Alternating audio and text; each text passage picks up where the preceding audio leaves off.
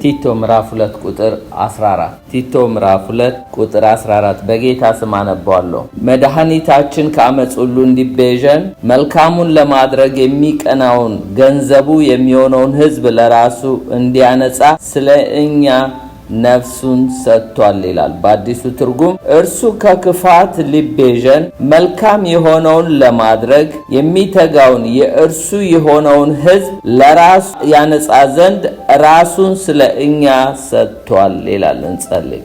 ጌታ ሆይ በመካከላችን ስላለ እናመሰግናለን። መንፈስ በመካከላችን ስላለ እናመሰግናለን። መንፈስ ባለበት ፈውስ አለ። መንፈስ ባለበት መጽናናት አለ። መንፈስ ባለበት ትምህርት ምሪት አለ። መንፈስ ባለበት ጌታ ሆይ የዓይን መከፈት አለ። እነሆ ከሕግ ታምራትን ታሳየን ዘንድ ለእያንዳንዳችን ትናገረን ዘንድ በኢየሱስ ስም እንጸልያለን። እኔም ባሪያ በፍጹም ግልጽነት መናገር እንድችል እርዳኝ በኢየሱስ ስም አሜን። የስብከቴ ወይም የትምህርቴ ክፍል ስለ እኛ ነፍሱን ሰጥቷል ነው የሚለው ርዕሱ። ግን በአዲሱ ትርጉም ያለውን ርዕስ ነው የወሰድኩለት። ራሱን ስለ እኛ ሰጥቷል የሚል ነው። ራሱን ስለ እኛ ሰጥቷል። who gave himself for us የሚል ነው። ራሱን ስለ እኛ ሰጥቷል ይላል። እስቲ በሉት፣ ራሱን ስለ እኛ ሰጥቷል። ይገርመኛል። ጌታ ብዙ ነገር ሲሰጥ እንቀበላለን። ራሱን ግን ሲሰጥ ብዙ ሰዎች አይቀበሉም። ወደ ገዛ ወገኖቹ መጣ። ራሱን ሲሰጣቸው አልተቀበሉት። ዓለምም እሱን አልተቀበለችው። ዝናብ ሲሰጥ ይቀበላሉ። ፀሐይን ሲሰጥ እግዚአብሔር ይቀበላሉ። አይደለ እንዴ? ማዕድኑን ሲሰጥ ይቀበላሉ። ገንዘቡን ሲሰጥ፣ ጤና ሲሰጥ፣ ማንኛውም ምግቡን ሁሉ ሲሰጥ ሰዎች ይቀበላሉ። እንዳውም ሲጎልባቸው እያለቀሱ እየጸለዩ ጌታ ሆይ አደረግኩ እያሉ ሁሉን ነገር ይቀበላሉ። ራሱን ግን ሲሰጥ ማንም ሰው አይቀበልም። ራሱን ስለ እኛ ሰጥቷል ነው የሚለው። ጌታ ኢየሱስ ክርስቶስ ከፀሐይ የበለጠ፣ ከጤና የበለጠ፣ ከዝናብ የበለጠ ወይም ከምንበላው ከምንጠጣው የበለጠ ነገር ራሱን ነው የሰጠው። ከዚህ የሚበልጥ ስጦታ የለም። የገዛ ወገኖቹ አልተቀበሉትም ነው የሚለው። ራስን ከመስጠት በላይ ምን ይስጥ ጌታ? እኛ ራሳችንም ደግሞ ምንም ነገር አድርጉ ቢባል ልንሰጥ እንችላለን። ራሳችንን ግን መስጠት ይከብደናል። አይታችሁ እንደሆነ ሰዎች ጊዜያቸውን ከፍለው ይሰጣሉ በጥቂቱ ለጌታ። ሰዎች ገንዘባቸውን ሊሰጡ ይችላሉ። ሰዎች ዕውቀታቸውን ሼር ሊያደርጉ ይችላሉ። ራስን ስጥ፣ እስቲ ሰውነታችሁን ቅዱስና ሕያው መስዋዕት አድርጋችሁ አቅርቡ ሲባል ብዙ ሰዎች አይሰጡም። ራስን መስጠት ትልቅ ስጦታ ነው። ጌታ ራሱን ሰጥቶ የተቀበለ የለም። ገና ደግሞ እኛ ራሳችሁን ስጡ ስንባል በጣም አስቸጋሪ ነገር ቢኖር ራስን መስጠት ነው። የተሰሎንቄ ቅዱሳን አስቀድመው ራሳቸውን ለጌታ ሰጡ፣ ከዛም ለኛ ይላል ጳውሎስ። ራሳቸውን ለጌታ የሰጡ ሰዎች የተባረኩ ናቸው። በጣም ጥቂቶች ናቸው ጌታን ራሳቸውን ሰጥተው የተከተሉት። እነሱም ደቀ መዛሙርቶቹ ናቸው። አብዛኞቹ ግን የጌታን ነገር እንጂ የሚፈልጉት ጌታን አይፈልጉት። የእግዚአብሔርን ነገር ይፈልጉታል፣ ራሳቸውን ግን በፍጹም አይሰጡም። ስለበሉ ስለጠጡ ጌታን ይከተሉታል። ወይም ደግሞ አንድ ነገር እንዲያደርግላቸው ወይ እንዲፈውሳቸው ወይ እንዲያከብራቸው ወይም ደግሞ እግዚአብሔር የሚበሉትን የሚጠጡትን ወይም ስኬት የምንለውን የምድር ነገር እንዲሰጠን ብዙዎች ሰዎች ይፈልጉታል። ነገር ግን ሁሉን ጥተው ራሳቸውን የሰጡ ጥቂቶች ናቸው በምድር ላይ። እስቲ ጌታ ለምን አይነት ሰዎች ነው ራሱን የሰጠው? ሮሜ 3 ከ10 እስከ 18 እንዲህ ተብሎ እንደተጻፈ ጻድቅ የለም አንድስ እንኳን፣ አስተዋይ የለም፣ የእግዚአብሔርን የሚፈልግ የለም። ሁሉ ተሳስተዋል፣ በአንድነት የማይጠቅሙ ሆነዋል። ቸርነት የሚያደርግ የለም አንድስ እንኳን የለም። ጉሮሯቸው እንደተከፈተ መቃብር ነው፣ በምላሳቸው ሽንገላ የእባብ መርዝ ከንፈሮቻቸውን በታች አለ። አፋቸው እርግማን መራራነት ሞልቷል። እግሮቻቸው ደም ለማፍሰስ ፈጣኖች ናቸው። ጥፋት ጉስቁልና በመንገዳቸው ላይ ይገኛል። የሰላምን መንገድ አያውቁም። በዓይኖቻቸው ፊት እግዚአብሔርን መፍራት የለም። ጌታ ራሱን የሰጠው ለእንደነዚህ አይነት ሰዎች ነው። እስቲ አንድ ባንድ እናያቸው። እዚህ ጋር ኖበዲ ይላል። አንድስ እንኳን ምን አዚቲ ዝሬትን እንዲህ ተብሎ እንደተጻፈ ይላል። እንዲህ ተብሎ ተጽፏል። ምን ብሎ ነው የተጻፈው? nobody is righteous አንድስ እንኳን ጻድቅ የለም ይላል። nobody is righteous ጌታ ራሱን ለማን ነው የሰጠው? አንድስ እንኳን ጻድቅ ላልሆነ ሰው ነው የሰጠው። አንዱ እንኳን ጻድቅ አይደለም። ለጻድቃን አልመጣም። መድኃኒት ለሚያስፈልጋቸው ለኃጢአተኞች ነው ጌታ ራሱን የሰጠው ለማን ነው ሲባል ጻድቅ ላልሆነ ሰው።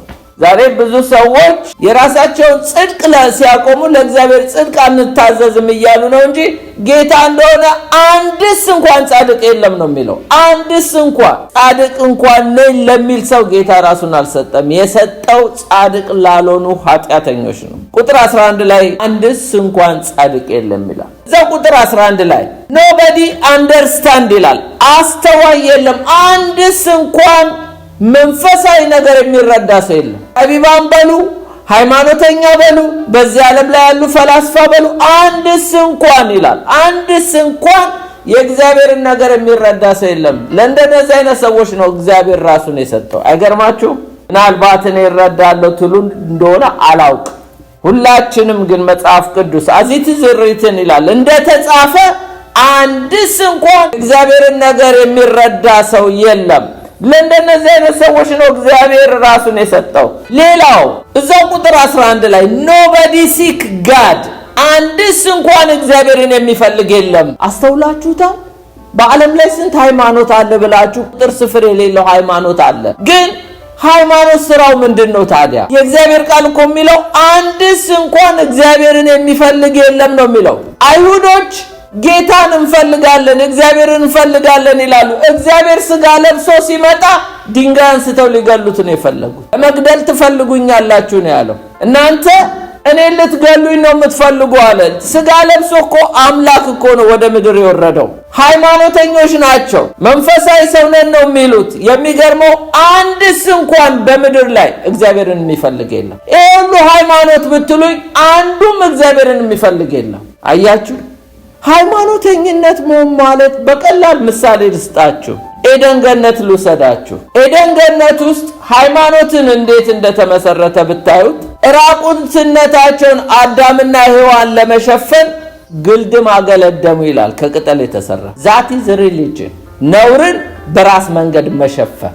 ጌታ ሲመጣ ሮጠው ወዴት ሄዱ ይላል? ወደ ጥሻ ገቡ። ግልድም አገልድሙ። ሃይማኖታቸው እንዴት አላቀረባቸው? ኃጢአተኛ ማንም ሳያሳድደው ኃጢአቱ ራሱ ያሳድደው። ዛሬ እኮ ሁሉም የምታዩት ሃይማኖት እኮ መደበቂያ እንጂ መሸሸጊያ እንጂ እግዚአብሔር ጋር መቅረቢያ አይደለም። ታውቃላችሁ? አንድስ እንኳን እግዚአብሔርን የሚፈልግ የለም ይላል። ከአይሁድ የበለጠ ለእግዚአብሔር ቅርብ አለ እንዴ? እነሱ ታዲያ ቅርብ የተባሉት ስጋ ለብሶ የመጣውን እግዚአብሔርን ሊገሉ ከተነሱ ድንጋይ ካመጡ ታዲያ ማን ነው እግዚአብሔርን የሚፈልገው? የትኛው ሃይማኖት ነው እግዚአብሔርን ፈልጎ የሚያገኘው? አንድስ እንኳን ሃይማኖተኛ የለም። nobody right ይላል እዛው 11 ላይ ሁሉም ተሳስቷል ይላል። እግዚአብሔር ሁሉም ተሳስቷል ይላል። አይ እነ ኖህ እኮ ትንሽ ይሻላሉ እና አብርሃም ይሻላሉ ትሉ ይሆናል። ሁሉም ተሳስቷል። ትስማማላችሁ? በእግዚአብሔር ቃል አንድም ሰው ትክክል አይደለም በእግዚአብሔር ፊት። ሄኖክ እኮ አካሄዱን ከእግዚአብሔር ጋር አድርጓል። ምን ማለት ነው? ሁሉም ተሳስተዋል። እግዚአብሔር ፌቨር እያደረገ ነው በእግዚአብሔር ፊት ሞገስ አግኝቶ እነ ሄኖክ በእግዚአብሔር ፊት ምህረት አግኝተው እንጂ ማንም በእግዚአብሔር ፊት ብቁ አይደለም አንድስ እንኳን። ለእንደነዚህ አይነት ሰዎች ነው ጌታ ራሱን ሰጠ የሚለን ጳውሎስ በቲቶ ላይ። ሌላው nobody worthy እዛው ቁጥር 12 ላይ በአንድነት የማይጠቅሙ ሆኗል ይላል። nobody worthy አንዱም እንኳን የሚጠቅም የለም። ምናልባት እኔ ኢምፖርታንት ሰው ነኝ ትሉ ይሆናል። ለእግዚአብሔር መንግስት ግን አንጠቅምም። ታውቃላችሁ? ጌታ ነው መጥቶ እኛን የምንጠቅም ሰዎች ያደረገን። ክብሩን በውስጣችን አስቀምጠው መንፈሱን እንጂ አንድም ሰው የሚጠቅመው የለም። ሁሉ ወድቋል ከእግዚአብሔር ስታንዳርድ። ሰው ክቡር ሆኖ ሳለ እንደሚጠፋ እንስሳ መሰለ ነው የሚለው። ስለዚህ የተዋረደ የወደቀ ሰው ምንድነው የሚጠቅመው ለእግዚአብሔር? በክብሩ እኮ ማንም መልአክ እንኳን አያዩትም። ታውቃላችሁ? መልአክ እንኳን እኮ በስጋ ለብሶ ስለተመላለሰ ነው ያዩት። ኢሳይያስ 6 ላይ ብታዩ ሁለት ክንፎቻቸው ፊታቸውን ይሸፍናሉ ነው። ተሸፍነው ነው ጌታን በሙላት እንዲህ በክብር ያያል። አንድስ እንኳን ወርዚ የሚገባው ሰው የለም። ለእንደነዚህ አይነት ሰዎች ነው ሁላችንም የማይገባን ሰዎች ነበር፣ ግን ለማይገባቸው ሰዎች ራሱን ሰጠ። ደስ የሚል nobody does good ይላል። አንድስ እንኳን ቸርነት የሚያደርግ የለም። አንድስ እንኳን። ሁሉም ክፉ ነው፣ ሁሉም ንፉግ ነው፣ ሁሉም ስስታም ነው፣ ሁሉም ራሱን የሚወድ ነው። ሰው በኃጢአት በወደቀ ጊዜ ቀላል ምሳሌ ልስጣቸው። አዳም ሔዋን ሲጠየቁ ማመካኘት ነው አይደለ? ራሳቸውን ሲያስመልጡ እኮ ነው። ሔዋንም ራሷን ስታስመልጥ በእባብ አዳምም በሚስቱ አንድስ እንኳን እኔን ጥፋተኛ ያለ የለም። ለምን ቸር ትይኛለሽ አለ ጌታ ኢየሱስ እኮ ያቺ ሴት ቸር መምህር ወይስ ለምን ቸር? ከአንዱ ከእግዚአብሔር በቀር ቸር የለም አለ። አያችሁ፣ አንድስ እንኳን ቸር የለም፣ አንድስ እንኳን ደግ ሰው የለም። ለዚህ ክፉ ትውልድ፣ ለዚህ ክፉና አመንዝራ ትውልድ ነው ጌታ ራሱን የሰጠው። nobody speak for God ይላል። አንድስ እንኳን ለእግዚአብሔር የሚናገር መልካም ነገር ካፉ የሚወጣ የለም ይላል። ከ13 እስከ 14 ተመልከቱ። ጉሮራቸው ይላል እንደ ተከፈተ መቃብር ነው፣ በምላሳቸው ሸንግለዋል፣ የእባብ መርዝ ከከንፈሮቻቸው በታች አለ፣ አፋቸው እርግማን መራራነት ተሞልቷል። እስቲ ካፌ ክፉ ነገር ሳይወጣ እዚህ ደረስኩ የምትሉ አላችሁ? አንድስ እንኳን። ሁላችንም ብዙ ነገሮች ተናግረናል፣ ብዙ ስንፍናዎች ይገኙብናል። ስለዚህ በጌታ ሚዛን ስንመዘን ቀለን የምንገኝነን ሁላችንም። ምክንያቱስ ካፋችን የሚወጣ መልካም ነገር አይደለም። ጉሮሯቸው እንደተከፈተ መቃብር ነው። እየረገሙት እኮ ነው የሞተላቸው የተሰጠው። ለእያንዳንዳችን እኮ ጌታ ራሱን ሲሰጥ ብላስፊም እያደረጉት፣ እየተፉበት፣ እየሰደቡት መርዛም የሆነ ወርድ ካፋቸው እየወጣ ነው። ጌታ ራሱን ለእንደዚህ አይነት ሰው ነው የሰጠው። አያችሁ ለምን አይነት ሰው እንደሰጠ ራሱን ጌታ። nobody walk with God ይላል ቁጥር 15 ላይ። እግሮቻቸው ደም ለማፍሰስ ፈጣኖች ናቸው ይላል። አንድስ እንኳን እግዚአብሔር ጋር የሚጓዝ የለም። እንዴ ምን ማለት ነው? ሄኖክ እኮ አካሄዱን ከእግዚአብሔር ጋር አደረገ። የእግዚአብሔር ግሬስ ነው፣ የእግዚአብሔር ምህረት ነው። ልንገራችሁ፣ ሄኖክ ስፔሻል ሰው ሆኖ አይደለም። ስፔሻል ሰው ሆኖ አይደለም። በብሉይም ኑልም በአዲስ ኪዳንም አንድስ እንኳን አካሄዱን ከእግዚአብሔር ጋር ያደረገ ሰው የለም። እራሱ እግዚአብሔር ቀርቦ ምህረት አድርጎ አቅርቦ ካልሆነ በቀር ማንም በእግዚአብሔር ፊት ፐርፌክት ሆኖ አካሄዱን ያደረገ የለም። ማንም እግዚአብሔርን የሚፈልገው የለም። ታየኮ ኢየሱስ እኮ ስጋ ለብሶ ወርዶ የገዛ ወገኖቹ አልተቀበሉትም፣ ዓለምም አልተቀበለችም። አንድስ እንኳን nobody ቁጥር 16 እስከ 17 nobody has peace አንድስ እንኳን የሰላም ሰው የለም። ጥፋትና ጉስቁልና በመንገዳቸው ይገኛል፣ የሰላምን መንገድ አያውቁም ይላል። ሁከትም ይፈጥር። ሁላችንም ፕሮብሌም ሜከርስ ነበርን ማለት ችግር ፈጣሪዎች ነን። አንድስ እንኳን የሰላም ሰው የለም። የሰላም አለቃ መጥቶ ነው ድንቅ መካር። እሱ ነው ለመጀመሪያ ጊዜ ዓለም የማይሰጠውን ሰላም የሰጠን የናዝሬቱ ኢየሱስ ነው። ሁላችንም ሁከት ፈጣሪዎች ነን። የመጨረሻው nobody fears God አንድስ እንኳን እግዚአብሔርን የሚፈራ የለም። በዓይኖቻቸው ፊት ይላል ቁጥር 18 ላይ እግዚአብሔርን መፍራት የለም ይላል። አይገርማችሁም? በዓይኖቻቸው ፊት እግዚአብሔርን መፍራት የለም። አንድስ እንኳን እግዚአብሔርን የሚፈራ ሰው የለም። ለእንደዚህ አይነት ሰው ነው እንደ እግዚአብሔር ራሱን የሚሰጠው።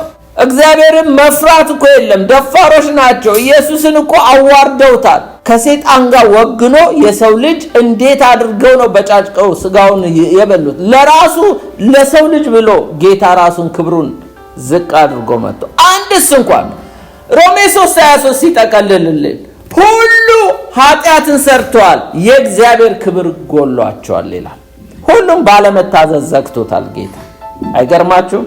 ታዲያ ጌታ ለማን ነው ራሱን የሰጠው ብትሉ ሁሉ ኃጢአት ለሰራ ለዚህ ሰው ነው። መድኃኒታችን ከዓመፅ ሁሉ እንዲቤዠን መልካሙን ለማድረግ የሚቀናውን ገንዘቡ የሚሆነውን ሕዝብ ለራሱ እንዲያነጻ ስለ እኛ ነፍሱን ሰጥቷል፣ ስለ እኛ ራሱን ሰጥቷል። ለምን አይነት ሰው? ለእንደነዚህ አይነት ክፉ ሰዎች። አይገርማችሁ? እያንዳንዳችን ከእንደዚህ አይነት ሁኔታ ውስጥ የመጣን ሰዎች ነው። ጌታ ለእንደነዚህ አይነት ሰዎች ራሱን ለምን መስጠት አስፈለገው? ምን አይነት ሰዎች እንደሆኑ አየን። ለምን መስጠት አስፈለገው? ራሱን ሰጠ ነው የሚለን አይደለ እንደ በቲቶ ላይ። አንደኛው ጌታ ራሱን የሰጠው በሰይጣን ሰው ስለተታለለ ነው። አንደኛ ጢሞቴዎስ 2:14 ላይ እንዲህ ይላል፣ የተታለለ አዳም አይደለም፣ ሴቲቱ ግን ተታላ በመተላለፍ ወደቀች ይላል። አያችሁ፣ ሰይጣን አታለዋት ነው። ሔዋንን ሰይጣን አታለዋት ነው። እሷም ስትጠየቅ እግዚአብሔር ጠየቃት። ዘፍጥረት 3:13 ላይ እንዲህ አላት፣ እግዚአብሔርም አምላክም ሴቲቱን ይህ ያደረግሽው ምንድነው አላት። ሴቲቱም አለች እባብ አሳተኝ በላሁ አለች። አያችሁ፣ ሰይጣን ስላታለላት። የሰው ልጅ ተታሎ ነው የወደቀው። ሰይጣን ግን ተታሎ አይደለም። ሰይጣንን ማንም አላታለለው። በራሱ ትዕቢት ነው የወደቀው ከሰማይ። የሰው ልጅ ግን ምንም ጥፋት አልተገኘበትም ነበር፣ ግን ተታለለና የተከለከለውን ቆርጦ በላ። የሰው ልጅ ተታሎ ነው የወደቀው። ሰይጣን ግን ተታሎ አይደለም። ማንም ዲሲቭ አላደረገው። እዚህ ላይ የተታለለ አዳም አይደለም ሴቲቱ። እኛ ሴቶችን ብሌም እናደርጋለን እንጂ አዳምም ሆነ ሔዋን ሁለቱም ወድቀዋል። በምንድን ነው? በመታለል። ሁለተኛ ቆሮንቶስ 11:3 ላይ እንዲህ ይላል፣ ነገር ግን እባብ በተንኮል ሔዋንን እንዳሳታት። አያችሁ፣ እባብ በተንኮል ነው ሔዋንን ያሳታት። አሳባችሁ ተበላሽቶ ለክርስቶስ ከሚሆን ቅንነት ንጽሕና ምናልባት እንዳይወጣ ብዬ እፈራለሁ ይላል። ይሄ ለቤተ ክርስቲያን የተሰጠ ማስጠንቀቂያ ነው። እባብ እኮ በኤደን ገነት ሔዋንን አስቷል፣ አታሏል። እናንተም የክርስቶስ የሆናችሁ ለአንድ ወንድ የታጫችሁ እናንተም ሐሳባችሁን አበላሽቶ ምናልባት እናንተን እነሱን ከኤደን ገነት እንዳወጣ እናንተንም ከእግዚአብሔር ሕልውና እንዳያወጣችሁ እፈራለሁ ይላል ጳውሎስ። አያችሁ፣ እባብ ዛሬም ያታልላል። ማናችንንም አንቆ ኃጢአት ማሰራት አይችልም። ሰይጣን ፓወር የለውም። ነገር ግን ዲሲቭ ማድረግ ይችላል። ዲያብሎስ የሚውጠውን ፈልጎ እንደሚያገሳ አንበሳ በዙሪያችሁ ይዞራል ሲል እኮ አንቆ ሊገለን አይደለም። አይችልም። ቢችልማ አሁኑኑ እኮ ባደረገው። አይችልም። ግን ዲሲቭ ያደርጋል፣ ያታልላል። አታሎ ምን ያደርጋል? እኛን ልክ በለዓም ምንድን ነው ህዝቡን አታሎ በትምህርቱ እግዚአብሔር ራሱ መልሶ ህዝቡ ላይ በኃጢአት ወድቆ እንዲፈርድበት እንዳደረገ እኛንም አታሎ ከመስመር ካወጣ በኋላ እግዚአብሔር ራሱ እኛ ላይ እንዲፈርድብን ማድረግ ነው የሰይጣን ስራ። that is demonic doctrine ነው። ሰው ስለተታለለ ነው ጌታ ራሱን የሰጠው። ሁለተኛው እግዚአብሔር የኃጢአተኛው ሞት አይሻም። እስቲ እግዚአብሔር የኃጢአተኛው ሞት አይሻም። ሮሜ ምዕራፍ 3 ላይ እነዛ ሰዎች ሁሉ ኃጢአተኞች ናቸው። ስለዚህ እግዚአብሔር ግን ኃጢአተኛው ሰው እንዲሞት አይፈልግም። ሕዝቅኤል 18:23 ላይ እንዲህ ይላል፣ በእውኑ ኃጢአተኛው ይሞት ዘንድ እፈቅዳለሁን ይላል ጌታ እግዚአብሔር፣ ከመንገዱ ይመለስ በሕይወት ይኖር ዘንድ አይደለምን? እኔ እኮ ኃጢአተኛ እንዲሞት አልፈልግም ነው የሚለው እግዚአብሔር። እዛው ሕዝቅኤል 33:11 ላይ እኔ ሕያው ነኝ እና ኃጢአተኛው ከመንገዱ ተመልሶ በሕይወት ይኖር ዘንድ እንጂ ኃጢአተኛው ይሞት ዘንድ አልፈቅድም ይላል እግዚአብሔር። የእስራኤል ቤት ሆይ ተመለሱ፣ ከክፉ መንገዳችሁ ተመለሱ፣ ስለምን ትሞታላችሁ በላቸው ይላል። አያችሁ፣ እግዚአብሔር ኃጢአተኛው እንዲሞት አይፈልግም። እግዚአብሔር የኃጢአተኛው ሞት አይሻም። ስለዚህ ሰው ስለተታለለ እግዚአብሔር የኃጢአተኛው ሞት ስለማይሻ ራሱን የሰጠው ለዚህ ነው። ጌታ ታዲያ እንደዚህ በሰይጣን ተታሎ የወደቀውን የጠፋውን የሞተውን ሰው እንዴት አድርጎ ታደገው? የራሱ ገንዘብ አደረገው ብንል ዘ5R 5 አሮች ወይም ደግሞ 5 ፊደላቶችን እናያለን። ጌታ እንዴት ነው መልሶ የወደቀውን የሳተውን የተሳሳተውን የሞተውን ሰው መልሶ የራሱን ንብረት አድርጎ ገንዘብ ያደረገው? በእነዚህ 5 አሮች እናያለን። አንደኛው ሪዲመር ዋርሳ ኪንስማን በመሆን ጌታ ዋርሳ ሆኖ፣ ዋርሳ ማለት ሪዲመር። ሁለተኛ ራንሰም ማለት ቤዛ መሆን ማለት ነው። ቤዛ መሆን ማለት ነው። ጌታ ቤዛ በመሆን። ሶስተኛ ሪደምሽን በመዋጀት እግዚአብሔር በመዋጀት ነው። ወይም ይሄን የወደቀ ሰው ራሱን ሰጥቶ ወደ ራሱ ያመጣው። አራተኛ ሪኮንሲሌሽን ከራሱ ጋር በማስታረቅ የተጣላውን ሰው መልሶ ከራሱ ጋር በማስታረቅ ሪኮንሲሌሽን። አምስተኛና የመጨረሻ ሪስቶርድ ሪሌሽንሺፕ ከሰው ልጆች ጋር የነበረውን ህብረት በማደስ ሪስቶርድ ሪሌሽንሺፕ እግዚአብሔር ከሰው ልጆች ጋር የተበላሸበትን ህብረት በማደስ ነው። አንድ በአንድ እናያቸዋለን። አንደኛው ሪዲመር በመሆን ነው። ጌታ ዋርሳ ማለት ሪዲመር ማለት ኪንስማን ማለት የሚዋጅ ሰው ማለት ነው። የሚታደግ ሰው ማለት ነው። በእስራኤሎች ህግ ወይም ደግሞ በሪደምሽን ህግ 3 ኳሊፊኬሽን ማሟላት አለባቸው። ከዚህ በፊት አይተነዋል። ይሄንን ዛሬም ደግመዋለሁ። አንድ ሰው ሪዲመር ለመሆን የሚዋጅ ሰው ለመሆን 3 ነገሮች ማሟላት አለበት። አንደኛ he must be nearest ወይም ሪሌቲቭ ቤተሰብ ዘመድ መሆን አለበት። የቅርብ ዘመድ መሆን አለበት። ከሩት ታሪክ ብንመለከት ሩት 2:20 ላይ ኑኃሚንም ምራቷን ቸርነቱን በሕያውና በሙታን ላይ አልተውምና በእግዚአብሔር የተባረከ ይሁን አለቻት። ኑኃሚንም ደግሞ ይህ ሰው የቅርብ ዘመዳችን ነውና እርሱ ሊቤዡን ከሚችሉት አንዱ ነው አለች። ቦዔዝ የቅርብ ዘመዳችን ነው፣ ስለዚህ እሱ ነው የሚቤዠን አለች። አያችሁ፣ ለመቤዠት የቅርብ ዘመድ መሆን አለባችሁ። ማንም ሰው ማንንም አይቤዥም። ሪዲመር ለመሆን የቅርብ ዘመድ መሆን ያስፈልጋል። ታዲያ እኛን ሪዲም ያደረገው ራሱን የሰጠው ጌታ በምንድን ነው የተዛመደን የቅርብ ዘመድ ይሆናል? ዕብራውያን 10:5 ላይ ስለዚህ ወደ ዓለም ሲገባ መስዋዕትንና መባን አልወደደም፣ ስጋን ግን አዘጋጀህልኝ ይላል። ጌታ የመላእክት አካል ለብሶ አልመጣም። ጌታ የሰው ስጋ ለብሶ ነው የመጣው። እስቲ ጌታ የቅርብ ዘመዴ ነው በሉ። ታውቃላችሁ፣ እንደኛ ይራባል፣ እንደኛ ይጠማል፣ እንደኛ ታርዟል። እንደኛ ጌታ ኢየሱስ ክርስቶስ ከኃጢአት በቀር በነገር ሁሉ ተፈትኗል። የቅርብ ዘመዳችን ነው። እንደ እሱ እስራኤላዊ ነው ብትሉ፣ አዎ ቆዳው እስራኤላዊ ይሁን እንጂ ሰው ነው። ሰው በመሆኑ የቅርብ ዘመዳችን ነው። ስለዚህ በነገር ሁሉ የምናልፍበትን ነገር አንደርስታንድ የሚያደርገን ኢየሱስ ብቻ ነው። ሌላው he must be willing መሆን አለበት to redeemed ለመዋጀት ፈቃደኛ መሆን አለበት። ሩት 3:13 ላይ ዛሬ ሌሊት እደሪ፣ ነገ እርሱ ዋርሳ መሆን ቢወድ መልካም ነው፣ ዋርሳ ይሁን። ዋርሳ ሊሆን ባይወድ ግን ሕያው እግዚአብሔርን እኔ ዋርሳ ሆንሻለሁ እስኪ ነጋ ድረስ ተኝ አላት። የሩትን ታሪክ ሄዳችሁ ተመልከቱ፣ አንብቡ። የሚገርማችሁ የቅርብ ዘመዷ ነበረ መዋጀት የሚገባው፣ እሱ ግን ፈቃደኛ አልነበረም። እሱ ዋርሳ ሊሆንሽ ካልፈለገ ግን እኔ ፈቃደኛ ነኝ፣ ገንዘብ አለው፣ ሀብት አለው፣ እንደገና የቅርብ ዘመድ ነው ከቦዔዝ ይልቅ፣ ግን ፈቃደኛ አይደለም። ስለዚህ የቅርብ ዘመድ የሆነው እሱም ቢስላለ ኑኃሚንና ሩትን የተቤዠው ቦዔዝ ነው። ቦዔዝ ግን ምን አለ? ሕያው እግዚአብሔርን እኔ ዋርሳ ሆንሻለሁ፣ እኔ ኪንስማን ሆናለሁ፣ እኔ ሪዲመር ሆናለሁ አላት። ኢየሱስስ እንዴት ነው ታዲያ ለኛ ፈቃደኛ ሆኖ የዋጀን ብንል ወይም ሪዲመር ሆኖ ብንል መዝሙር 40:7-8 በዚያን ጊዜ አልኩ እነሆ መጣሁ፣ ስለ እኔ በመጽሐፍት ራስ ተጽፎ አምላኬ ሆይ ፈቃድህን ለማድረግ ወደድኩ፣ ሕግ በልቤ ውስጥ ነው ይላል።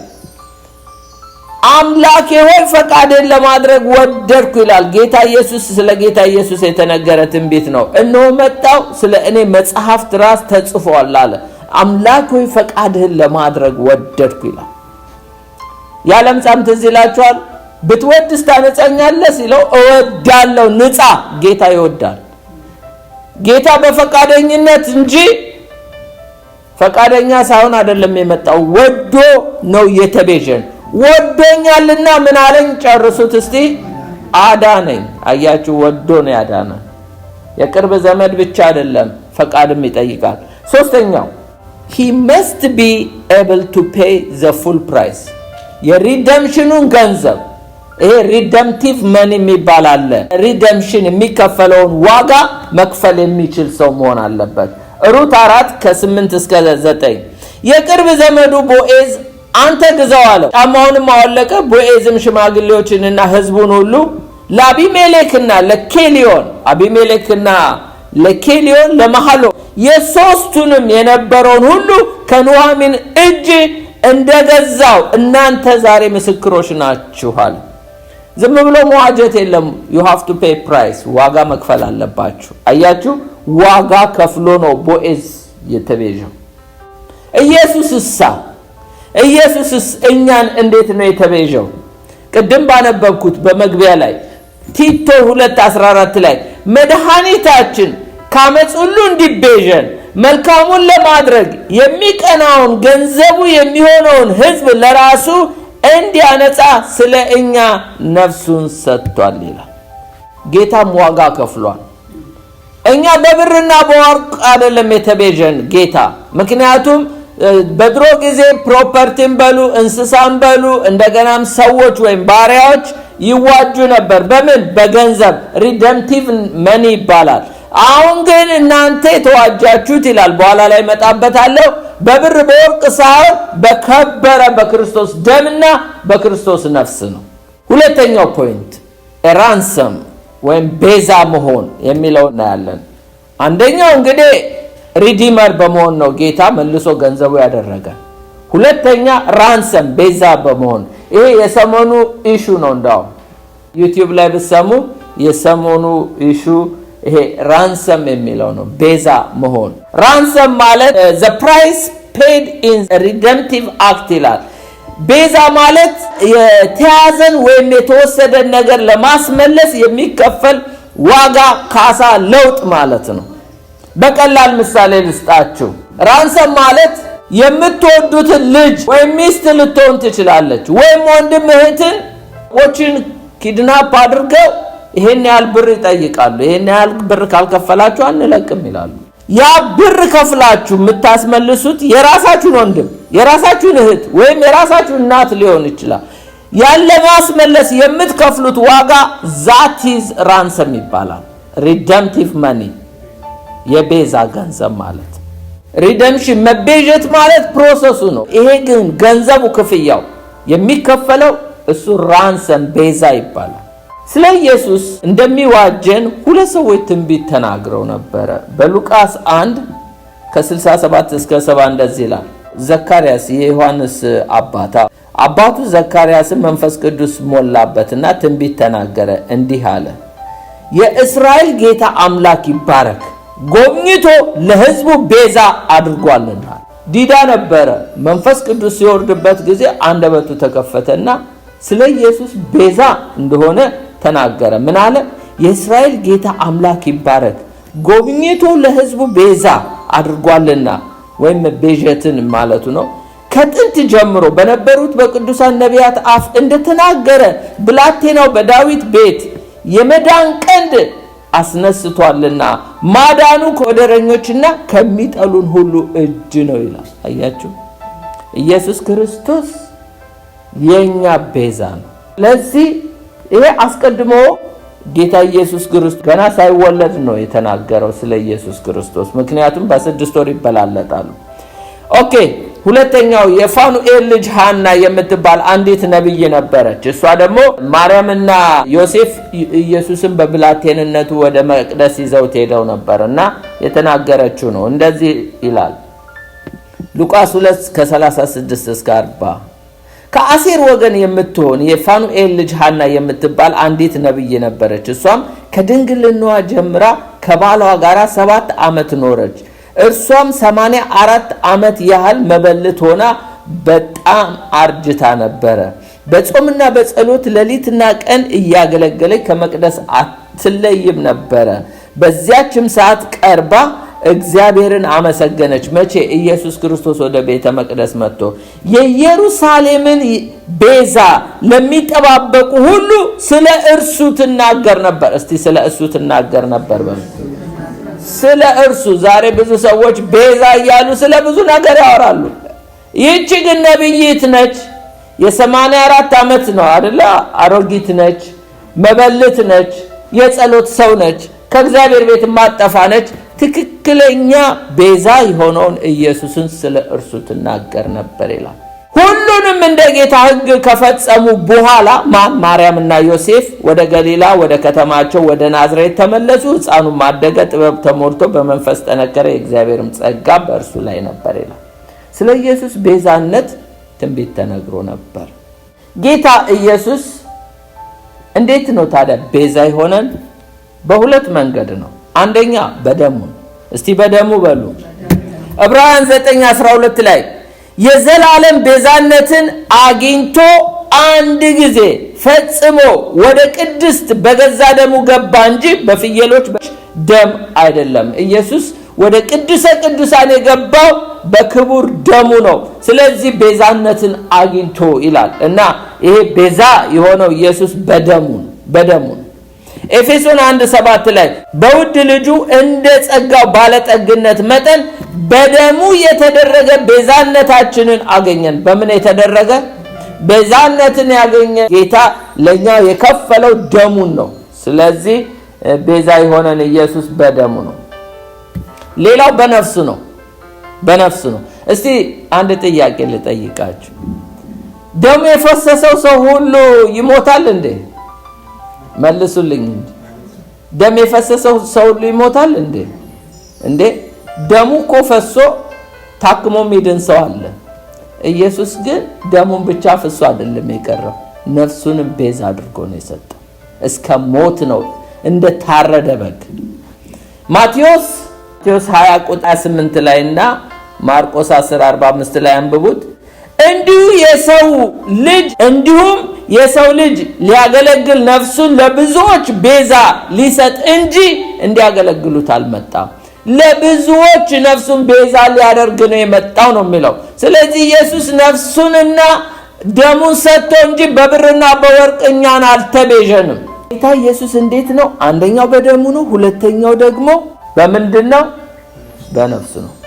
ሶስተኛው ቤዛ ሊሆን የሚችል ኢየሱስ ክርስቶስ ብቻ ነው። ወደፊት ለሚጸድቁ ሰዎች ስሙ፣ ወደፊት ለሚጸድቁ ሰዎች ቤዛ ሊሆን የሚችል ጌታ ኢየሱስ ብቻ ነው። ሮሜ 3:24 ላይ እንደዚህ ይላል። ሮሜ 3:24 ላይ በኢየሱስ ክርስቶስ በሆነ ቤዛነት በኩል እንደው በጸጋ ይጸድቃሉ ይላል። በማን በኩል? በኢየሱስ ክርስቶስ በሆነ ቤዛነት በኩል እንደው በጸጋ ይጸድቃሉ። የሚጸድቁ ወደፊት በክርስቶስ ኢየሱስ ቤዛነት።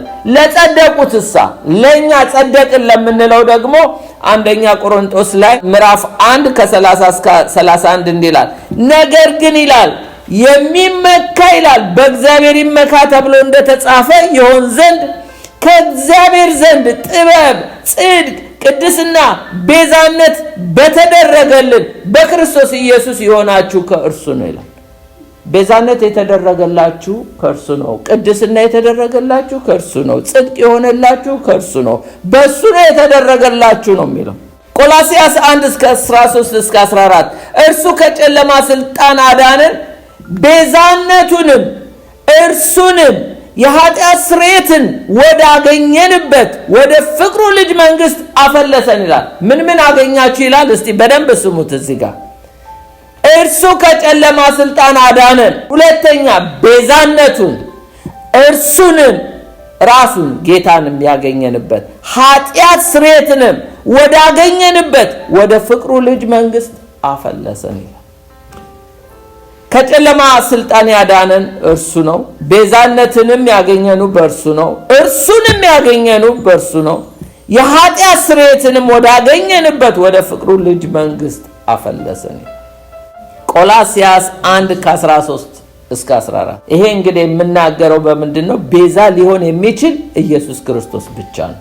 አንደኛ ጢሞቴዎስ 2:5-6 አንድ እግዚአብሔር አለና በእግዚአብሔርና በሰው መካከል ያለው መካከለኛው ደግሞ አንድ አለ፣ እርሱም ሰው የሆነው ክርስቶስ ኢየሱስ ነው። ራሱንም ለሁሉ ቤዛ ሰጠ፣ ይህም በገዛ ዘመኑ ምስክርነቱ ነበር ይላል አዲሱ ትርጉሙ ላይ። ይህም በትክክለኛው ጊዜ ተመስክሯል ይላል። አያችሁ፣ ራሱን ለሁሉ ቤዛ ሰጠ። ስለዚህ ሌላ ቤዛ የለም።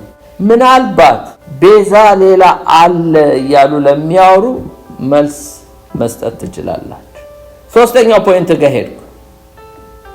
ኢየሱስ እንዴት ነው ታዲያ የገዛ ገንዘቡ ያደረገን? አንደኛው ሪዲመር በመሆን ወይም ኪንስማን በመሆን ወይም ደግሞ ዋርሳ በመሆን፣ ሁለተኛው ምንድነው? ራንሰም በመሆን ወይም ደግሞ ቤዛ በመሆን ነው ገንዘቡ ያደረገን። ሶስተኛው በመዋጀት በሉ። በመዋጀት ነው ጌታ የራሱ ያደረገ። ቲቶ 2:14 ቅድም ባነበብኩት ላይ መድኃኒታችን ከዓመፅ ሁሉ እንዲቤዠን መልካሙን ለማድረግ የሚቀናውን ገንዘቡ የሚሆነውን ሕዝብ ለራሱ እንዲያነጻ ስለ እኛ ነፍሱን ሰጥቷል ይላል። ይሄ ሪደምሽን የሚለው ምን ማለት ነው ብለን ብንመለከት ሪደምሽን ሚንስ ቱ ባይ ባክ ማለት የተወሰደባችሁን ነገር ያጣችሁትን ነገር እንደገና መልሳችሁ በመግዛት ማምጣት ማለት ነው። the act of bringing back from slavery ሊሆን ይችላል፣ captivity ሊሆን ይችላል፣ death ከሞትም። እንዴት ነው ከሞት እኛን የሚመልሰን ብትሉ እኛ እኮ የሞትን ነበርን፣ በበደላችን በኃጢአታችን ሙታን ነበርን አይደለ?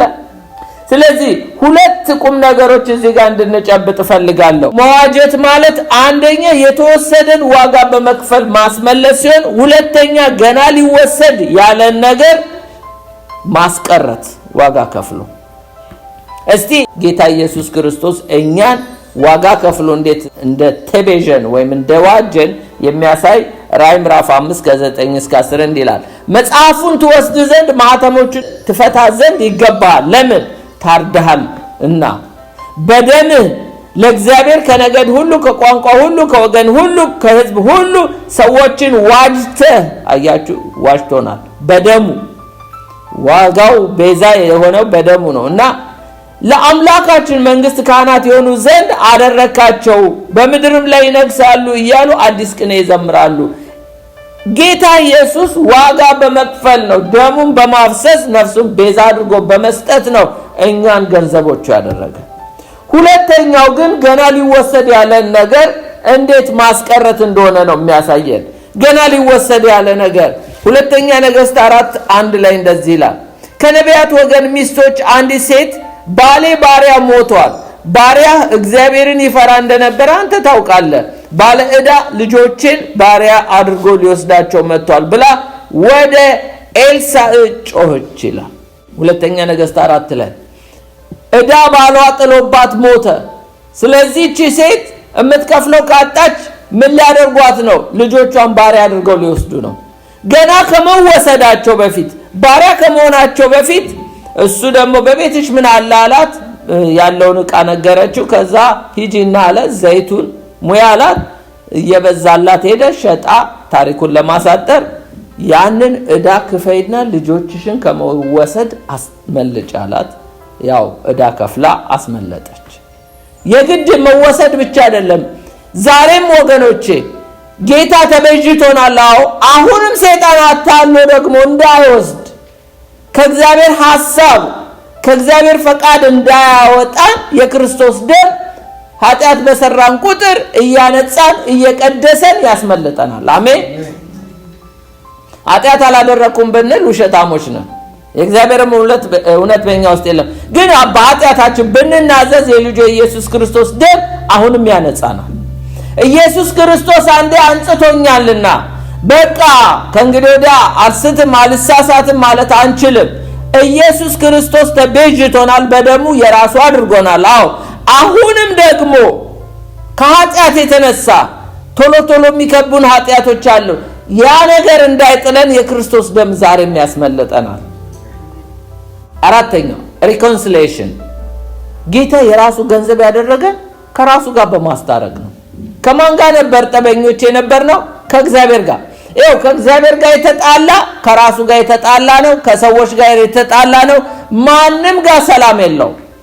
እግዚአብሔር በመጀመሪያ ከራሱ ጋር ሲያስታርቀን ከሰውም ጋር እንስማማለን፣ ከራሳችንም ጋር መስማማት እንጀምራለን።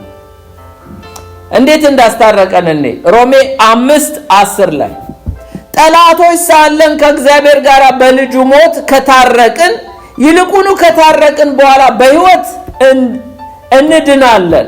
ይህ ብቻ አይደለም፣ ነገር ግን አሁን መታረቁን ባገኘንበት በጌታችን በኢየሱስ ክርስቶስ በኩል በእግዚአብሔር ደግሞ እንመካለን ይላል።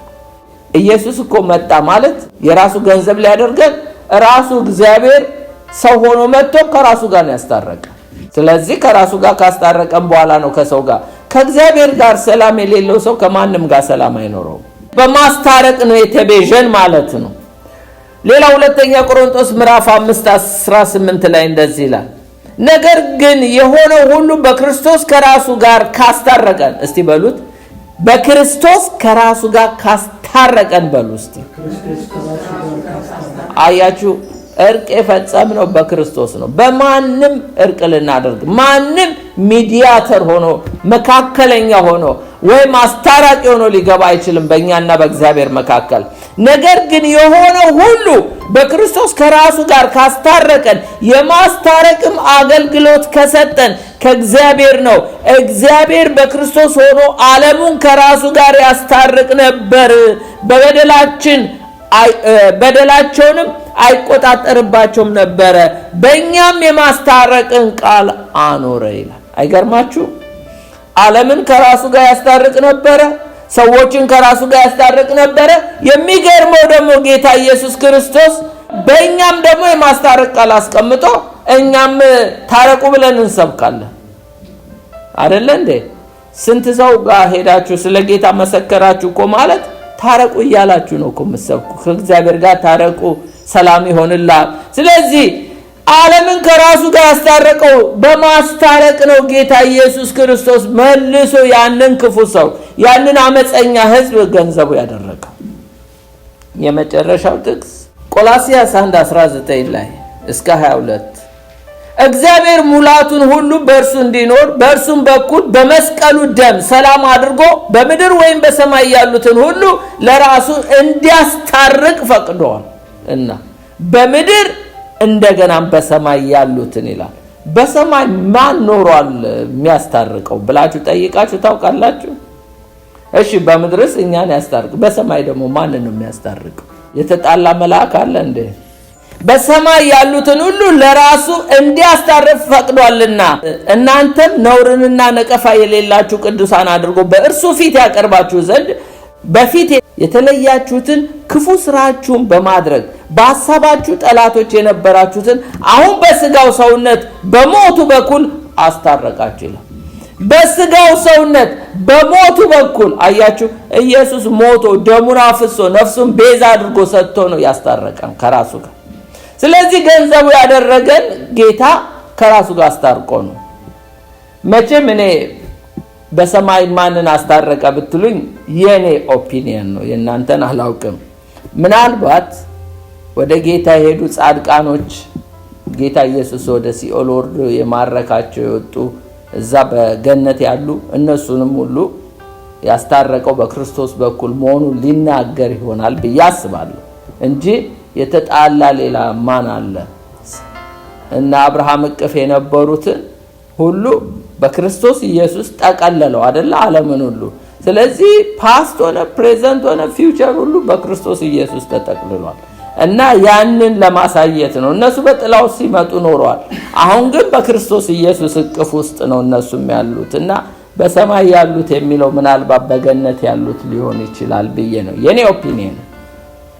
የመጨረሻው እንዴት ነው ታዲያ እግዚአብሔር ገንዘቡ ያደረገ? ሪስቶርድ ሪሌሽንሺፕ፣ ህብረቱን በማደስ ነው። አንድ ነገር ልንገራችሁ፣ በሃይማኖት ከእግዚአብሔር ጋር ህብረት አይታደስም። የሰው ልጅ እኮ ከገነት የወጣው እኮ በምን ምክንያት ነው? ህብረቱ ተበላሽቶ ነው እኮ። ድሮ እኮ ከእግዚአብሔር ጋር ህብረት ነበረው አይደለ እንዴ? ህብረቱ ነው እኮ ዲስኮኔክት የሆነው፣ ተበላሸ። በቃ ከኤደን ገነት ሲባረር እኮ ከእግዚአብሔር ህልውና ውስጥ ነው የወጣው። ግን ያንን ህብረት ሊመልስ ነው እኮ ጌታ የሁሉ ዋጋ የከፈለው። ምክንያቱም እግዚአብሔር ከሰው ጋር መኖር ይፈልጋል። ድንኳንን በመካከላችሁ ስር አድር ዘንድ እኮ ያለው ከሰው ጋር መኖር ስለሚፈልግ ነው። በእኛ ውስጥ ሊያድር እኮ ይፈልጋል ጌታ። መንፈሱን የሰጠን ለዚህ እኮ ነው። ዛሬም ቤተ መቅደስ ያደረገን ለዚህ እኮ ነው። ገንዘቦቹ ያደረገን የእግዚአብሔር ፋሚሊዎች ሆነው እኮ ለዚህ እኮ ነው። እግዚአብሔር ለህብረት ነው የሚፈልገን እንጂ ለሃይማኖት አይደለም። ሃይማኖት ስርዓትና ወግ እኮ ነው።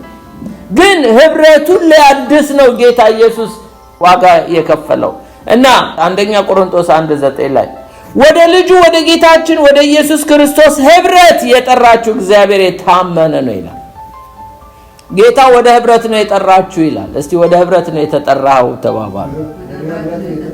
ሃይማኖትን እግዚአብሔር ኢንስቲትዩት ሊያደርግ ኢየሱስ ወደ ምድር አልመጣም። ህብረት ነው የተበላሸ በሰውና በእግዚአብሔር መካከል ያለውን የጠብ ግድግዳ አፍርሶ ሁለቱን ያዋሃደ አሕዛብንና አይሁድን አዋህዶ አንድን ሰው ከዛ አውጥቶ እንደገና መልሶ የራሱ አካል ያደረገ ህብረት ፍለጋ ነው እግዚአብሔር። በቃ አዳም ያጣው ያንን ነበር። በአዲሱ አዳም ተመለሰልን። እስቲ ከእግዚአብሔር ጋር ህብረት ያላችሁ ጌታ ይመስገን። አያችሁ ሁሉ ፕሮሰስ ጌታ ዋጋ ከፍሎ ነው። አንደኛ ዮሐንስ 1:3 ላይ እንዲላል እናንተ ደግሞ ከኛ ጋር ህብረት እንዲኖራችሁ ያየነውን የሰማነውን ለእናንተ ደግሞ እናወራላችኋለን። ህብረታችን ከአብ ጋር ከልጁ ከኢየሱስ ክርስቶስ ጋር ነው ይላል። ሐዋርያቶች ህብረታቸው ከማን ጋር ነው? ከአብና ከወልድ ጋር ነው፣ እንዲሁም ከመንፈስ ቅዱስ ጋር ነው። ኢየሱስ አንዴ ስለ ህብረት እንደዚህ ብሎ ጸልዮአል። ዮሐንስ 17:20 ላይ እነርሱም ትምህርቱን ተቀብለዋል። ማን? ደቀ መዛሙርቶቹ። በእኔ ለሚያምኑ ጭምር እንጂ ለነዚህ ብቻ አልጸልይም። ይህም አባት ሆይ አንተ በእኔ እኔም በአንተ እንዳለ ሁሉ አንድ እንዲሆኑ እንዲሁም አንተ እኔን እንደላከኝ ዓለም ያምን ዘንድ እነርሱ በእኛ እንዲሆኑ ይላል። እነርሱ በእኛ እንዲሆኑ አብ በወልድ ወልድ በአብ እንዳለ ሁሉ እኛ ደግሞ በእግዚአብሔር እግዚአብሔር ደግሞ በእኛ ውስጥ መሆን ይፈልጋል። በእኛ ውስጥ እግዚአብሔር አላደረም እንዴ? እኛም ደግሞ በእግዚአብሔር ህልውና ውስጥ እንድንሆን ይፈልጋል። አያችሁ፣ ለህብረት ነው የሚፈልገን። መንግስተ ሰማያትን ብንሄድ ህብረት ነው፣ ሃይማኖት የለም እዛ። እኛ አንድ እንደሆንን እነርሱም አንድ እንዲሆኑ የሰጠኸኝን ክብር ሰጥቻቸዋለሁ፣ ይህም እኔ በእነርሱ አንተም በእኔ መሆንህ ነው ይላል። እኔ በእነርሱ አንተም በእኔ መሆንህ ነው። አንተ እንደላከኝ እኔን በወደድከኝ መጠን እነርሱንም እንደወደድሃቸው ዓለም ያውቅ ዘንድ አንድነታቸው ፍጹም ይሁን ብሎ ነው የጸለየው። አሜን። ጌታ ያድርገው፣ እያደረገውም ነው። ኢየሱስም መለሰ አለው፣ የሚወደኝ ቢኖር ቃልን ይጠብቃል፣ አባት የሚወደዋል ወደ እርሱ እንመጣለን፣ በእርሱም ዘንድ መኖሪያ እናደርጋለን ይላል ዮሐንስ 14:23 ላይ። ስለዚህ ጌታ ኢየሱስ ክርስቶስ ለምን አይነት ሰዎች ነው ኢየሱስ ክርስቶስ ዋጋ የከፈለውና የራሱ ገንዘብ ያደረገው? እንዴትስ ነው ያደረገው እያልን ያየነው ሰዎቹ ምን አይነት እንደሆኑ ሮሜ ምዕራፍ 3 ላይ ተመልክተናል። ግን እነዚህ 5 ፖይንቶች አንደኛው ኢየሱስ ክርስቶስ ሪዲመር ወይም ደግሞ ኪንስማን በመሆን ነው ወይም ደግሞ ዋርሳ በመሆን ነው ገንዘቡ ያደረገን። ሁለተኛ ራንሰም ቤዛ በመሆን ነው ጌታ ኢየሱስ ገንዘቡ ያደረገን። ሶስተኛ ሪደምሽን በመዋጀት ነው ገንዘቡ ያደረገን። አራተኛ ሪኮንሲሌሽን እርቅ ከራሱ ጋር በማስታረቅ ነው። አምስተኛ ሪስቶርድ ሪሌሽንሺፕ ከሰው ልጆችን በሙሉ ከራሱ ጋር ህብረት እንዲፈጥሩ በማድረግ